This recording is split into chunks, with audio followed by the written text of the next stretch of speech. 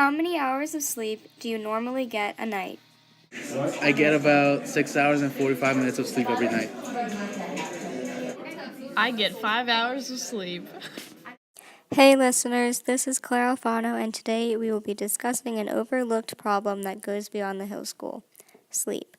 Dr. Van Buren, a nurse at the health center who specializes in sleep at Hill, spoke with me on the subject. She said, and I quote, "The Wellness Center does see a significant amount of students who complain of fatigue and associated stress due to lack of sleep. Unfortunately, this is a common occurrence with our students. Sleep quality and quantity is an extremely important topic that the Wellness Center addresses frequently with our students. Sleep is vital to your well-being. It is as important as the air you breathe, the water you drink, and the food you eat. It can even help you to eat better and manage the stress of being a teen and managing the academic stamina of being a Hill student." After the interview with Dr. Van Buren, I was curious to see how much sleep the average Hill student obtains versus a public school student. So, I asked 15 Hill students how many hours of sleep they got a night. The range was from 5 to 9 hours and the average was 7. For public students, the range was from 4 to 9 hours a night, with the average being 6.5 hours.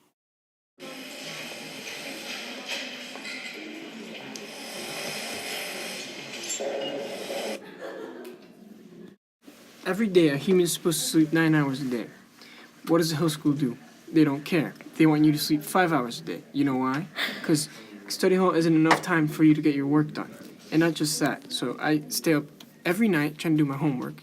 And then at 6 a.m. every single day, there's construction workers outside of outside my window with loud noises. I'm trying to sleep here, get my trying to get at least 6 hours of sleep. But because of this, I'm getting like 5, sometimes 4 hours of sleep. And this is a big problem since, like, even if you have a sleep and you get woken up by these construction workers, they only work at 6 a.m. for some reason, even though there's like a whole day. It's only at 6 a.m. where they like turn the machines on. You could turn it on any other time of the day, but no. Hill School wants to waste my time and not want to make me sleep. You just heard from Alberto Fernandez, a fifth form boarder living in upper school. Now let's hear from a day student. I'm a day student, so since I don't have study hall, I can go to bed whenever I want. Most of the time it's around 9:30, so I get a good amount of sleep. As you can see with the recent construction by upper school, some students are upset about the noise early in the morning. However, there is barely anything that we can do to stop that until the renovation of the tent and the old hockey rink is completed. For now, if anyone is having struggle with healthy sleep habits, I recommend going to the health center and speaking to Dr. Van Buren for help. Here is what she has to say on pulling all-nighters.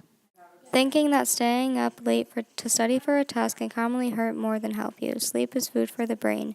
If you don't get enough sleep, your brain needs to function. Your brain loses the ability to retain and recall information. Sleepiness can result in feeling spacey, moody, depressed, edgy, stressed, having poor concentration and focus, and resulting in poor performance not only in the classroom, but on the court or field during your sport.